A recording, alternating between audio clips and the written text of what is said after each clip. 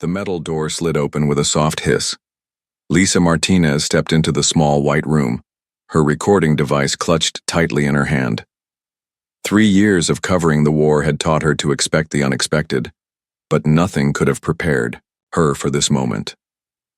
Across the table sat Commander Zexthul of the Catherian Empire.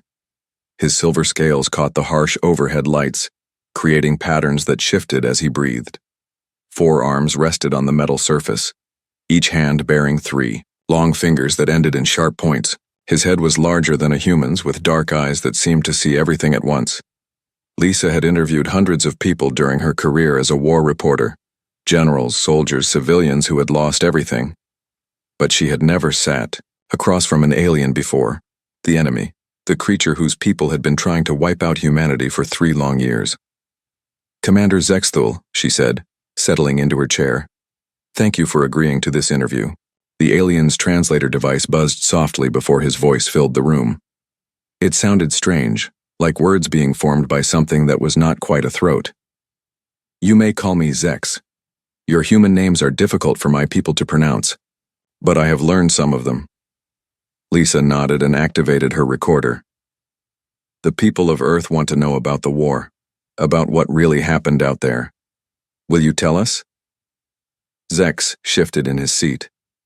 His scales darkened slightly, which Lisa had learned was a sign of discomfort in his species. "I will tell you, but you must understand, human Lisa Martinez, that what I am about to say will not be easy for either of us to hear." The room fell silent, except for the hum of the space station's life support systems.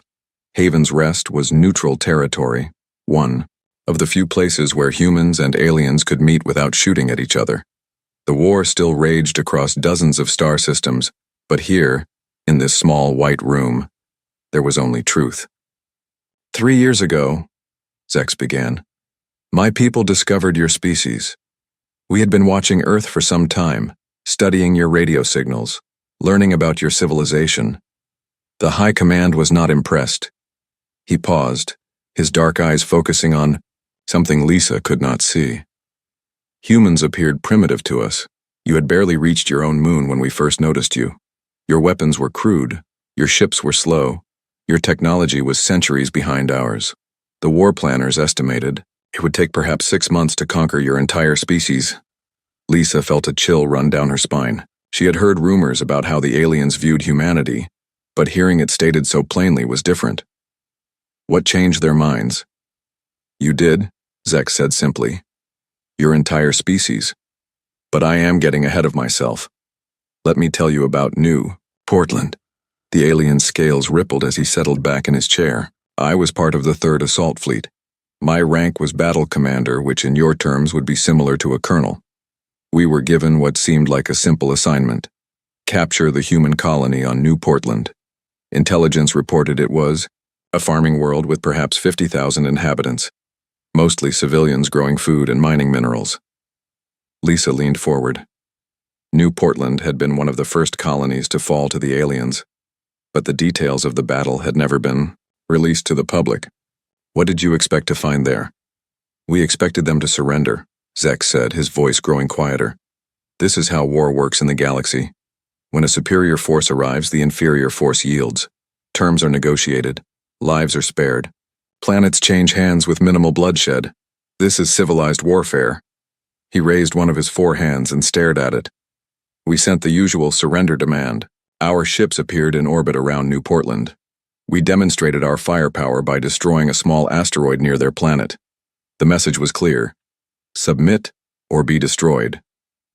But they didn't surrender, Lisa said. It was not a question. No, Zex replied. They did something none of us expected. They laughed. Lisa blinked. They laughed? The human in charge of their defense forces, a man named Jake Morrison, responded to our surrender demand by broadcasting a message to our entire fleet, he said, and I remember his exact words because they confused us so much. Thanks for the warning, Ugly. This should be fun. The alien's scales darkened further. We did not understand what he meant by fun. War is not fun. War is serious. War is about achieving objectives with minimal loss of resources. but this human Morrison seemed genuinely excited about fighting us. Zex stood up and walked to the small window that looked out into space. Stars dotted the darkness, and somewhere, among them, the war continued. We began the assault as planned. Our plasma cannons targeted their main settlement. The buildings were destroyed in minutes. We waited for the surrender signal. It never came, Lisa said. It never came, Zex confirmed. Instead, the humans vanished. 50,000 people simply disappeared into the forests and mountains of their world. Our sensors could not find them. Our heat detectors showed nothing. It was as if they had learned to become invisible. The alien turned back to face her. This should have been impossible. Our technology is advanced. Our sensors can detect a single warm body from orbit. But somehow, these primitive humans had found ways to hide from us. Lisa made notes on her tablet. This was information the military would want to hear. What happened next? We sent ground forces to search for them, Zex said, returning to his seat. 3,000 of my best soldiers, equipped with energy shields and plasma rifles. They would sweep the planet sector by sector, until every human was found. His voice grew even quieter. Within the first day, we lost 200 soldiers. Lisa looked up from her notes. How? We still do not know exactly how, Zex admitted. The humans had turned their farming equipment into weapons. Tractors became mobile gun platforms. Irrigation systems became traps that could flood our soldiers in moments. Mining explosives were hidden everywhere. He paused, his breathing becoming more rapid. But it was not just the equipment, it was the humans themselves. They fought like nothing we had ever encountered. A farmer with a hunting rifle could somehow hit targets that our best marksmen would miss. Children, who should have been running, in terror were instead setting traps that caught trained soldiers. The humans were defending their home, Lisa said. Yes, Zex said, but it was more than that. They seemed to enjoy it. When our soldiers cornered a group of human miners instead of surrendering, the miners smiled and triggered explosives that destroyed themselves and my soldiers together. They were laughing as they died. The room fell silent again. Lisa tried to imagine the scene Zex was describing. Humans laughing as they died in battle. It was both inspiring and terrifying. This was when I began to understand that we had made a terrible mistake, Zex continued. We had assumed that humans were like other species we had conquered. We assumed you would choose life over death, safety over conflict, surrender over destruction. We were wrong about everything. Lisa set down her tablet. How long did the battle for New Portland last? 6 months, Zex said. 6 months of the most brutal fighting any of us had ever experienced. We lost 12,000 soldiers trying to capture 50,000 human civilians. And in the end, we never truly won. What do you mean? Zex's scales rippled again. We destroyed their cities. We burned their forests. We turned their beautiful world into a wasteland. But we never defeated them. Even as our ships left orbit, human survivors were crawling out of hidden bunkers, ready to rebuild and fight again. He looked directly at Lisa. That was when the High Command realized that this war would not be over in 6 months. This war might never be over, because we were not fighting ordinary creatures trying to survive. We were fighting humans. The interview had only just begun, but already Lisa could see the fear in the alien's dark eyes. Fear and something else, something that looked almost like respect. The metal door slid open with a soft hiss. Lisa Martinez stepped into the small white room, her recording device clutched tightly in her hand. 3 years of covering the war had taught her to expect the unexpected, but nothing could have prepared her for this moment. Across the table sat Commander Zex Thule of the Catherian Empire. His silver scales caught the harsh overhead lights, creating patterns that shifted as he breathed. Forearms rested on the metal surface, each hand bearing 3 long fingers that ended in sharp points. His head was larger than a human's, with dark eyes that seemed to see everything at once. Lisa had interviewed hundreds of people during her career as a war reporter, generals, soldiers, civilians who had lost everything. But she had never sat across from an alien before, the enemy, the creature whose people had been trying to wipe out humanity for 3 long years. Commander Zexthul, she said, settling into her chair. Thank you for agreeing to this interview. The alien's translator device buzzed softly before his voice filled the room.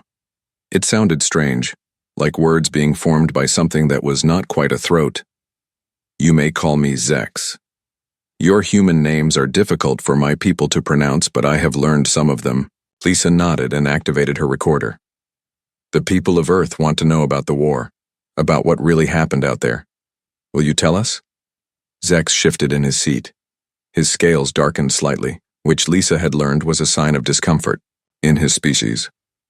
I will tell you, but you must understand, human Lisa Martinez, that what I am about to say will not. Lisa watched as Zex moved around the small room like a caged animal. His forearms gestured as he spoke, and his scales shifted from silver to darker shades as his emotions changed.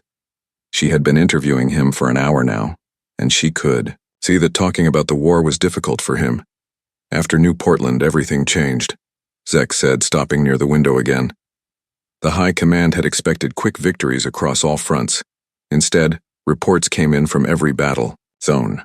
The same story repeated over and over. Humans were not fighting like any species we had ever encountered.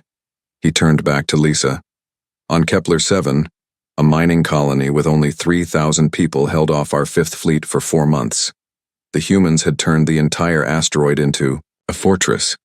They used mining lasers as weapons and created traps in every tunnel. When we finally broke through their defenses, we found that the humans had wired the entire asteroid with explosives. Lisa looked up from her notes. They were going to destroy themselves rather than surrender? Worse, Zex said.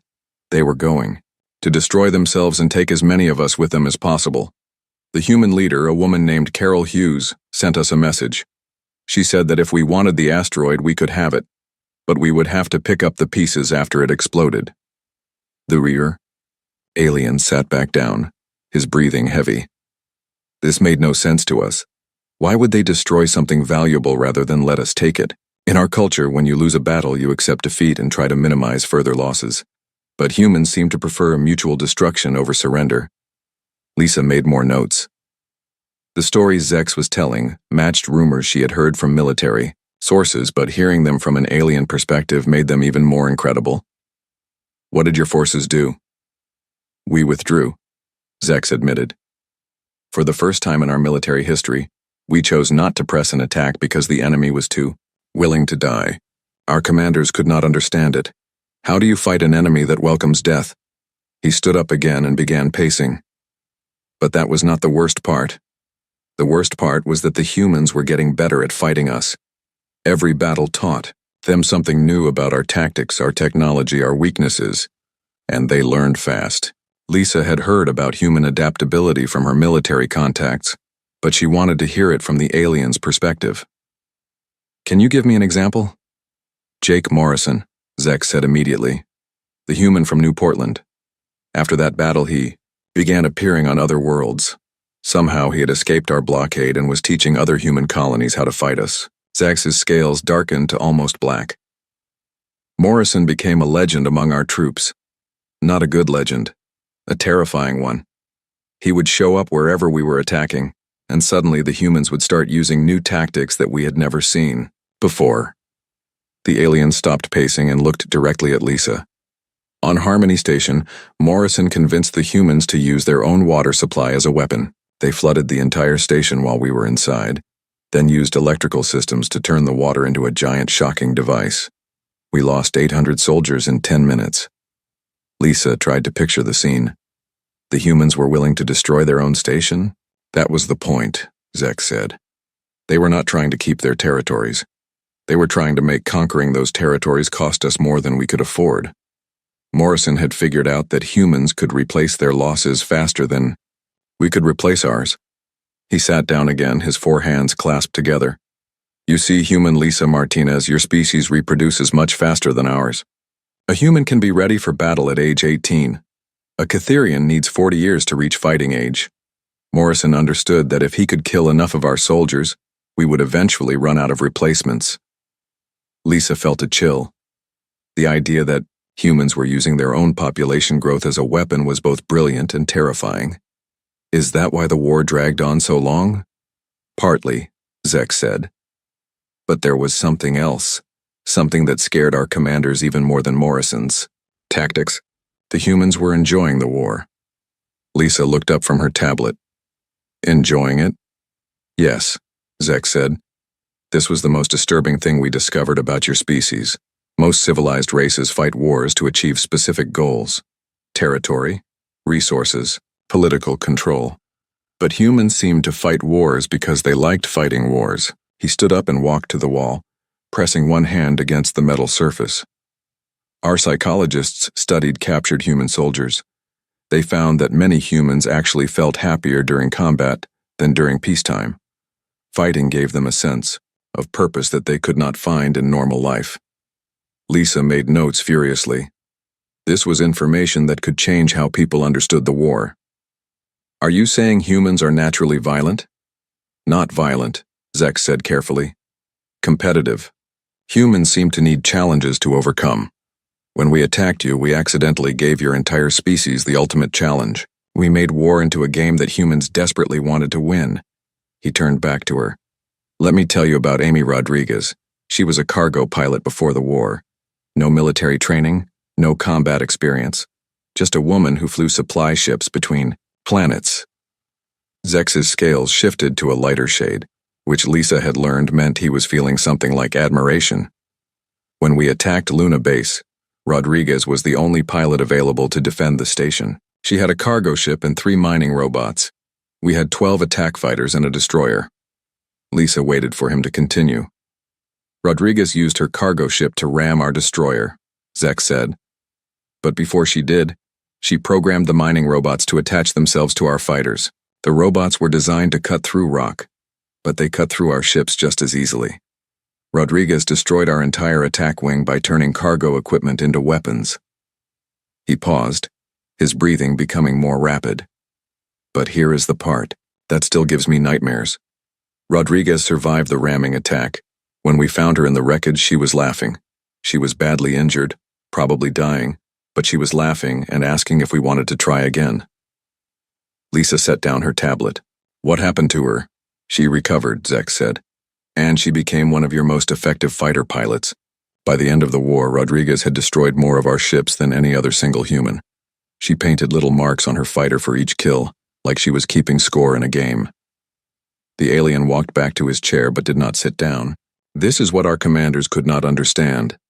How do you defeat an enemy that treats war like entertainment? How do you negotiate with people who seem to prefer fighting to peace? Lisa thought about the question. Maybe because peace is boring. Zex stared at her. Boring? Peace is safe. Peace allows civilization to grow and prosper. Peace is the natural state of intelligent beings. Maybe not for humans, Lisa said softly. No, Zex agreed. Not for humans. This was the conclusion our military leaders reached after 2 years of fighting. Humans are not like other species. You are something new in the galaxy, something that evolution created specifically for war. He finally sat down, his 4 arms resting on the table. Do you know what your soldiers would do when they captured our equipment? Lisa shook her head. They would take it apart to see how it worked. Then they would try to build better versions. In the middle of battles, while explosions were happening around them, human engineers would be studying our weapons and trying to improve them. Zex's scales rippled with what looked like frustration. It took us months to realize that every piece of equipment you captured made you stronger. You were not just taking our tools. You were learning from them and making them better. Lisa made more notes. Is that how humans started winning battles? Humans started winning battles because you refused to accept that losing was possible, Zex said. Every defeat just made you more determined. Every loss taught you something new, and every victory made you more confident that you could win the next fight. The alien looked out the window at the stars. After 2 years, our casualties were mounting. Our soldiers were afraid to fight humans, and worst of all, humans were beginning to attack our homeworlds. The war had turned completely around. He looked back at Lisa. That is when the High Command decided to end the war with one final battle, the attack on Earth's moon. Zex stood up and walked to the far corner of the room. His scales had turned almost black, and Lisa could see that talking about the next part of the story was going to be even harder for him. She waited patiently, knowing that pushing him would only make him shut down completely. The Battle of Luna, Zek said finally, his voice barely above a whisper. That was supposed to be the end of everything. The High Command assembled the largest fleet in our history. 300 ships, including our most powerful dreadnoughts. The plan was simple: destroy the human moon base and force Earth to surrender.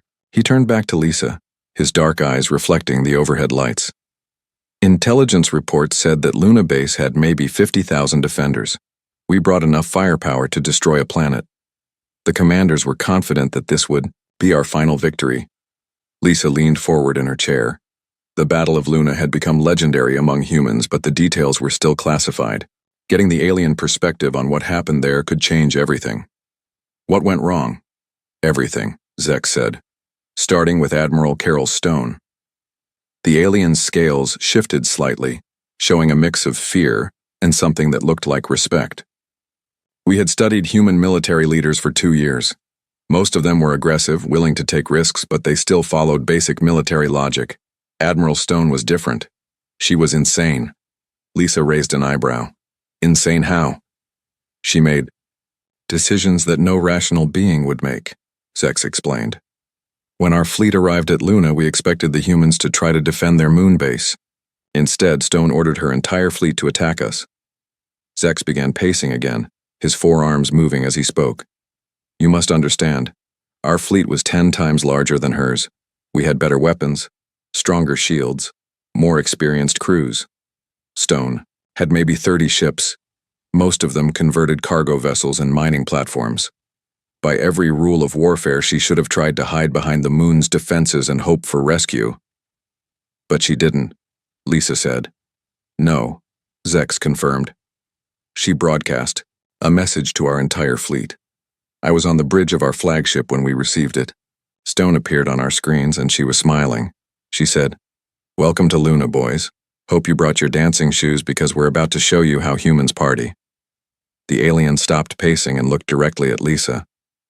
We did not understand what she meant by party or dancing shoes.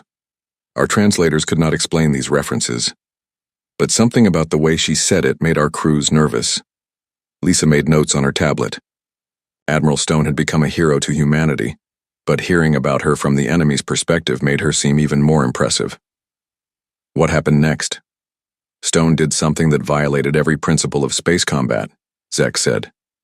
She split her small fleet into groups of 3 or 4 ships and sent them in different directions. This should have made them easy targets for our weapons. Divided forces are weak forces. He sat back down, his breathing becoming more rapid. But Stone had turned the moon itself into a weapon. The humans had been preparing for this battle for months. They had moved mining equipment to the lunar surface and turned it into the largest gun platform in the solar system. Lisa looked up from her notes. Mining equipment? Mass drivers, Zex explained. Machines designed to launch rocks into space for mining operations. But Stone's people had modified them to launch anything. When our ships moved into attack position, the moon started shooting at us. The alien scales darkened further. But these were not normal projectiles. The humans had filled containers with their own industrial waste, construction debris, even old furniture. They were literally throwing garbage at our ships. Lisa tried not to smile. Did it work? It worked perfectly, Zek said, sounding frustrated, even 3 years later. Our shields were designed to stop energy weapons and military projectiles. They were not designed to handle thousands of pieces of random junk traveling at incredible speeds. A kitchen table moving at 50,000 kilometers per hour can destroy a warship. He stood up again and walked to the window. While we were dealing with the garbage bombardment, Stone's ship groups attacked us from multiple directions. They used the confusion to get close to our largest ships. Zex pressed his hands against the window. This is when we learned that humans had been studying our technology more carefully than we realized. Stone's ships were equipped with weapons that should not have existed. Human engineers had somehow combined our own captured technology with their industrial equipment to create new types of weapons. Lisa made more notes. What kind of weapons? Mining lasers powered by fusion reactors, Zek said. Industrial cutters that could slice through our hull armor like it was paper. construction robots reprogrammed to plant explosives on our ships. The humans had turned their entire civilization into a weapons factory. The alien turned back to face her. But the worst part was the humans themselves. Stone's crews fought like they were having the time of their lives. They were laughing over the radio channels, making jokes while they destroyed our ships, celebrating each kill like it was a victory in some kind of sport. Zek sat down heavily in his chair. I watched from our flagship as a converted human cargo ship rammed one of our dreadnoughts. The cargo ship was completely destroyed, but just before impact we heard the human crew singing. They were singing while they died. Lisa felt chills running down her spine. What were they singing? An old human song, Zek said. Something about flying high and never coming down. Our cultural specialists later told us it was a song about freedom and defiance. The humans chose to die singing about freedom rather than live as prisoners. The room fell silent for a moment. Lisa tried to imagine the scene Zex was describing.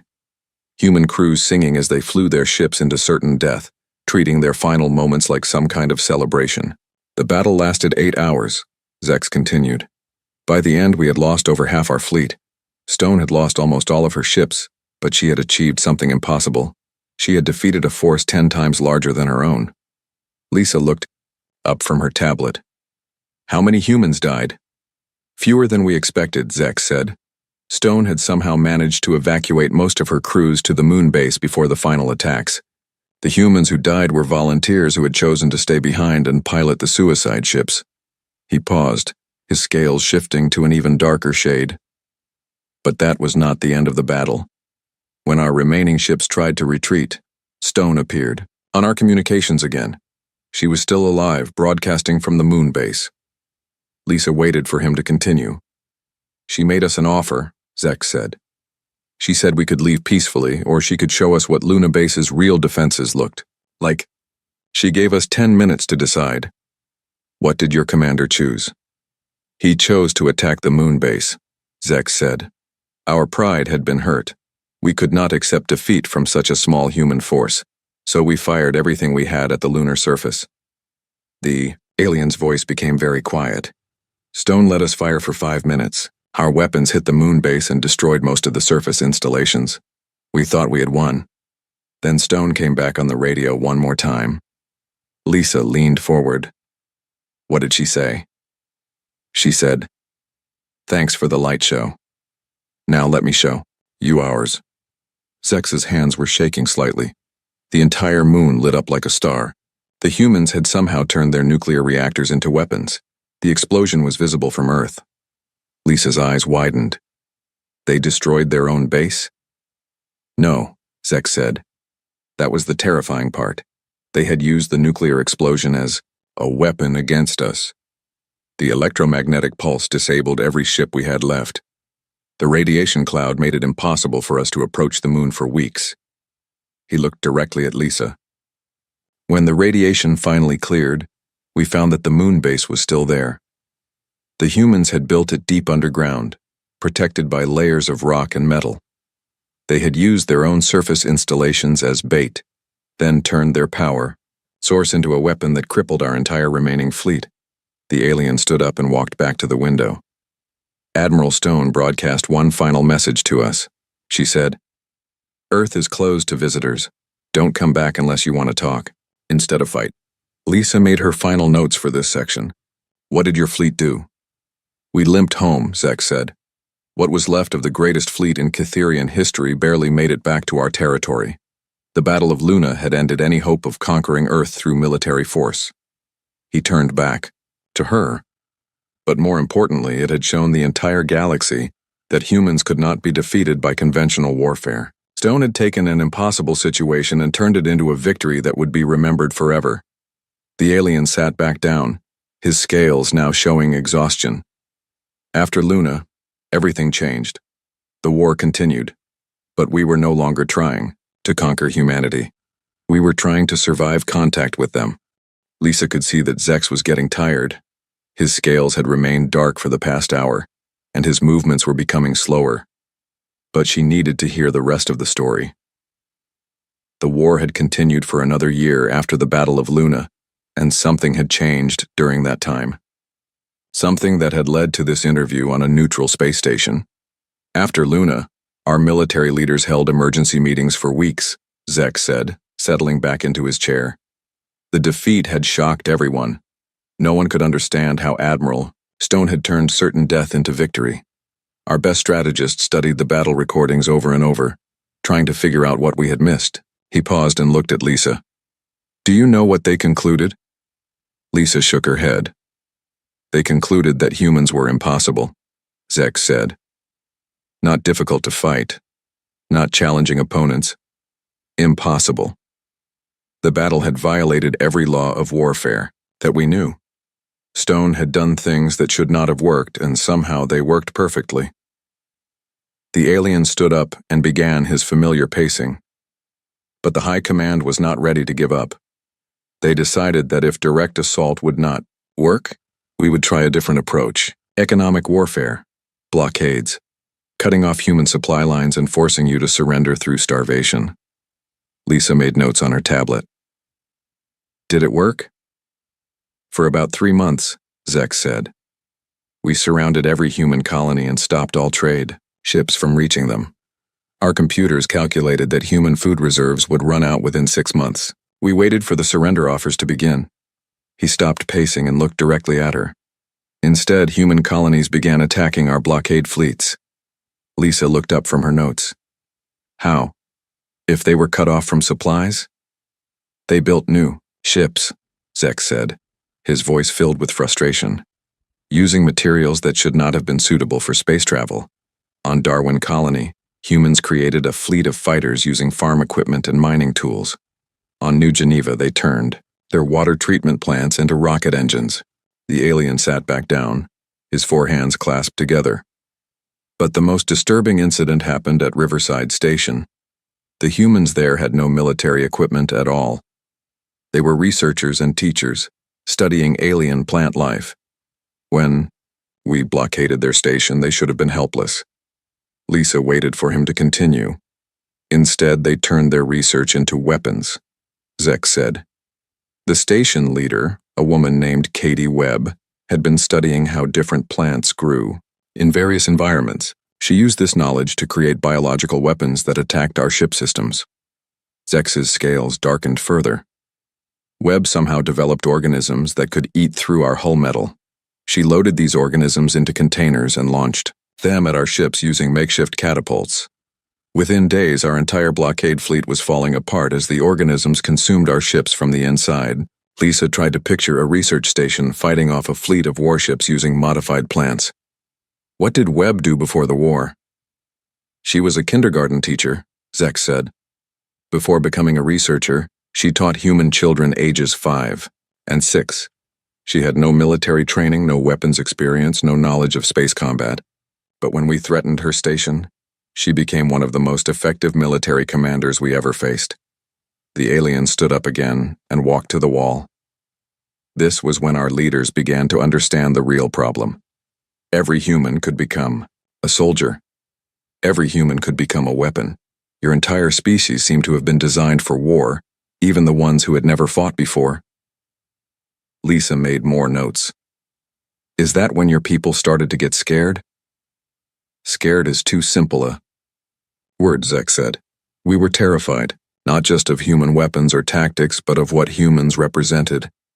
Every other species in the galaxy has natural limits.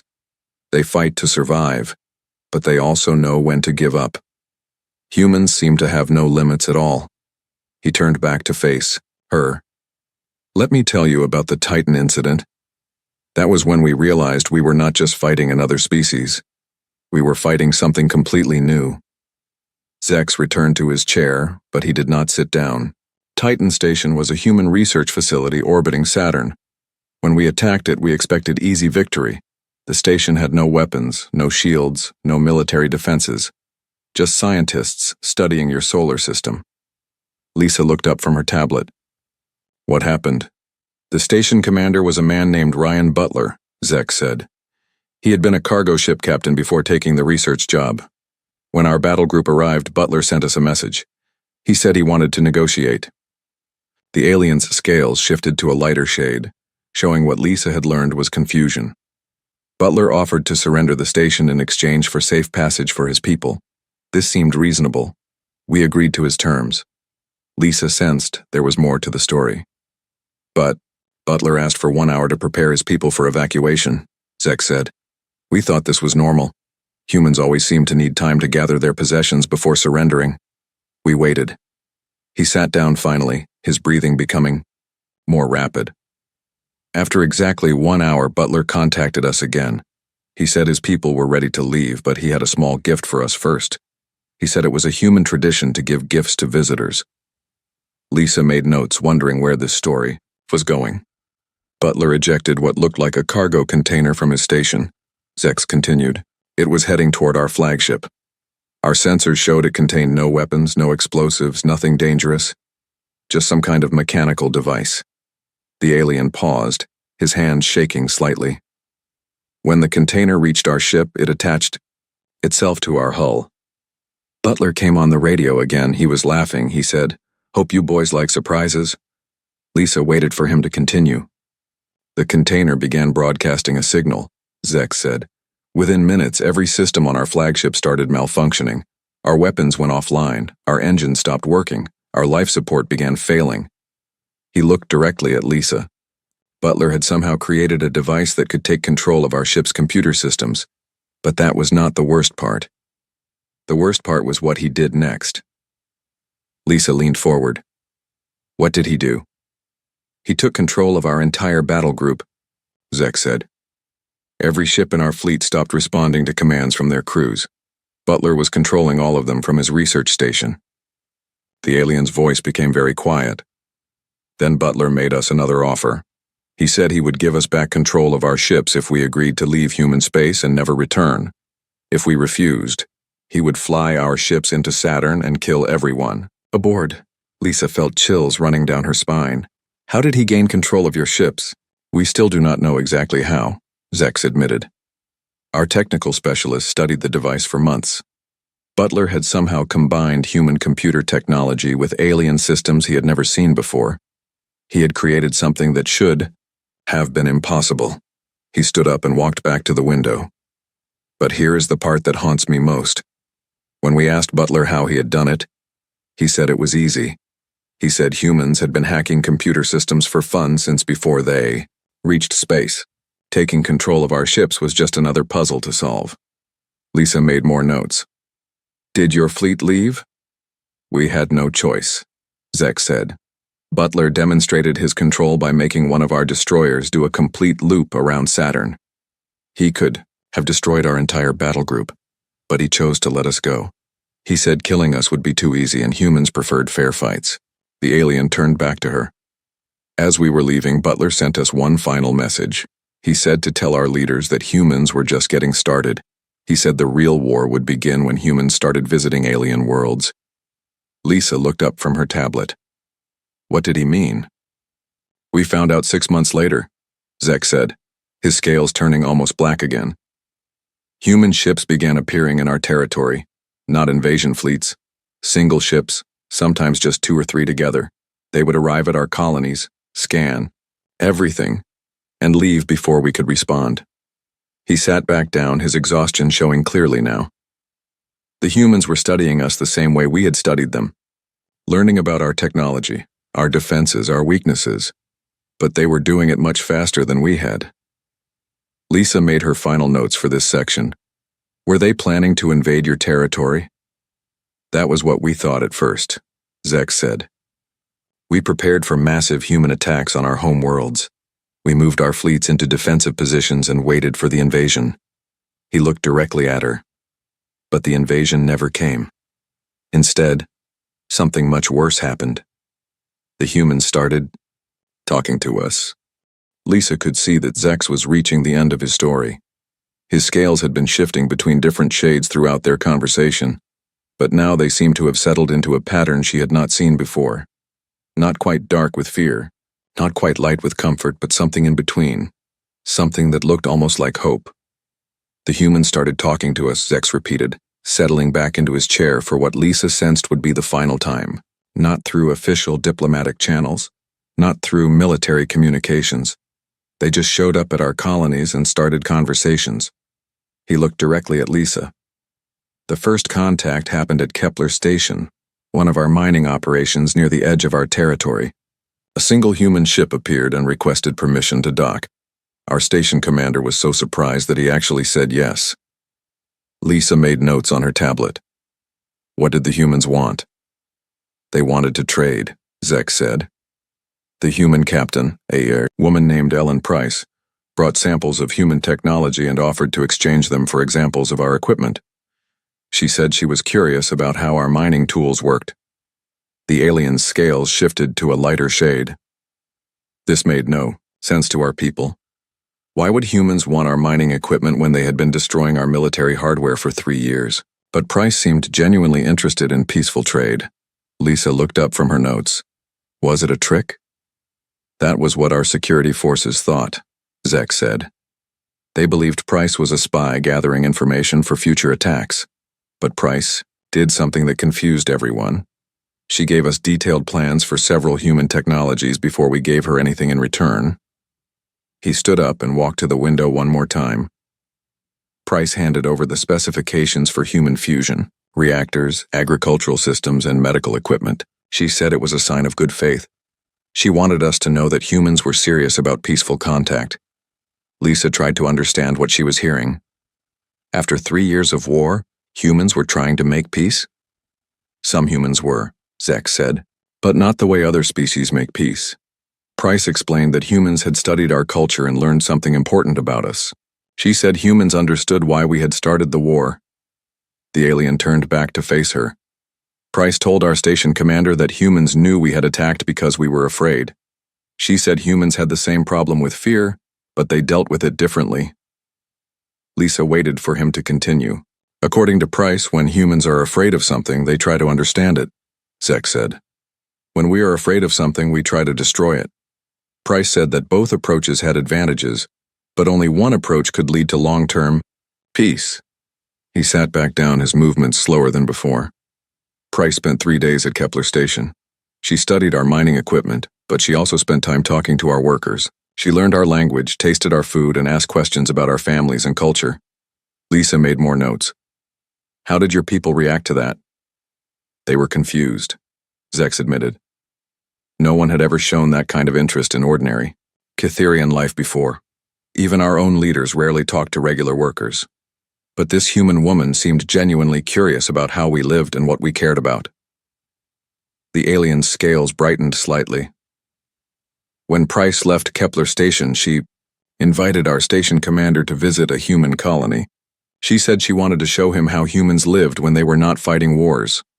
Lisa looked up from her tablet. Did he go?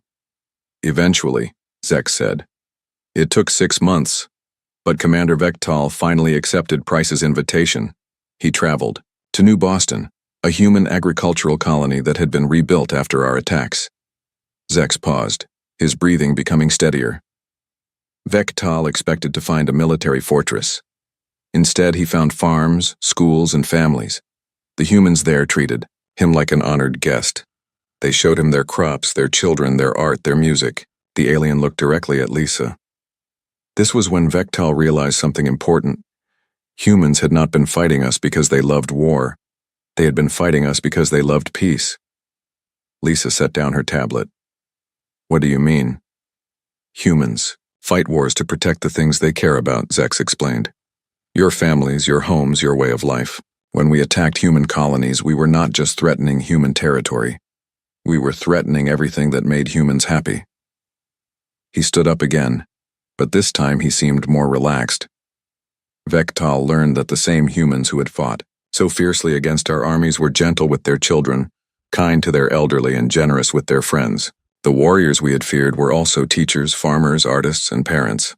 Lisa made more notes. Is that when the peace talks began? Not officially, Zex said. But word spread among our people about what Vectal had seen. Other commanders began accepting human invitations to visit colonies. Humans visited more of our stations. Slowly, both sides began to understand each other. The alien walked to the center of the room. The real change came when humans started helping us solve problems that had nothing to do with the war. Human Engineers helped repair mining equipment at our remote stations. Human doctors shared medical techniques that saved Catherian lives. Human teachers worked with our children to develop better educational methods. Lisa looked up from her notes. Why would humans help their enemies? Because humans had realized something that we had not, Zek said. The war was making both sides weaker. Every ship we destroyed, every colony we damaged, every life we lost on both sides made the galaxy a more dangerous place for everyone. He sat back down, his scales now showing a definite lighter shade. Humans understood that the only way to end the fear was to prove that cooperation was better than conflict. They showed us that two species working together could accomplish more than either species could accomplish alone. Lisa made her final notes. Is that why you agreed to this interview? Partly, Zek said, but also because I wanted to explain something that many humans might not understand. Your species frightens us, but not in the way you might think. He looked directly at her. Humans are terrifying because you are impossible to predict. You take situations that should end in disaster and somehow turn them into victories. You face overwhelming odds with confidence and joy. You treat every challenge as an opportunity to become stronger. The alien paused, choosing his words carefully. But humans are also terrifying because you are capable of incredible kindness. The same species that destroyed our fleets also offered to share technology that could improve our lives. The same people who fought us to the death also invited us to their homes for dinner. Lisa set down her tablet completely. What happens now? Now we learn, Zek said. Both species have things to teach each other. Humans can show us how to face challenges with courage and creativity. We can show humans how to build stable, peaceful societies that last for thousands of years. He stood up and walked to the window one final time. The war is ending, human Lisa Martinez. Not because one side defeated the other, but because both sides realized that we are stronger together than apart. The alien turned back to her. This interview will be broadcast across human space. I hope your people will understand that we no longer see you as enemies. We see you as partners in building a better galaxy. Lisa stood up and gathered her recording equipment. What will you do when this interview is finished? I will return to my people and help them prepare for the future, Zek said. A future where Catherian children and human children can play together without fear. Where our species can explore the stars together instead of fighting over them. He walked to the door, then paused and looked back at her. And perhaps, if we are very fortunate, humans can teach us how to laugh while we face the unknown. Your species has shown us that even the most difficult challenges can be enjoyable if you approach them with the right attitude. The door slid open with a soft hiss. As Zex walked through it, Lisa heard him say something in his own language that the translator did not catch. It sounded almost like singing. Lisa sat alone in the small white room for several minutes, organizing her notes and thinking about everything she had heard. In 3 hours of conversation, an alien soldier had revealed more about humanity than most humans understood about themselves. Humans were not just another species struggling to survive in a hostile galaxy. They were something new. Something unexpected. Something that could change the balance of power among the stars. But more importantly, they were something that could bring different species together instead of driving them apart. The war was ending, but the real adventure was just beginning. And for the first time in 3 years, Lisa felt genuinely excited about what the future might hold.